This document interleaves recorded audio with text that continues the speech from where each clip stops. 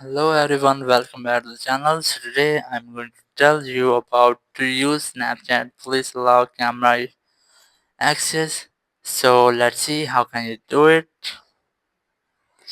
If you are using Snapchat and you are seeing this type interface to allow access to your camera, so we're going to fix this problem.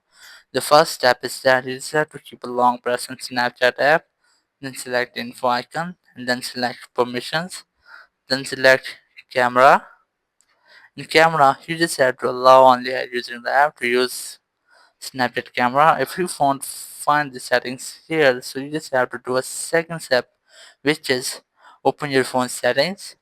In settings, look for apps. In apps, select see all apps. And apps, you just have to search for Snapchat. Here's the Snapchat app. Just tap on it. And here, just select permissions. Then select camera.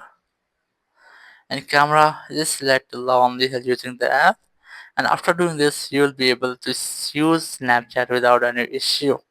So that's how you can allow access to your camera to Snapchat. Thank you very much for watching the video. Until the next video, bye bye.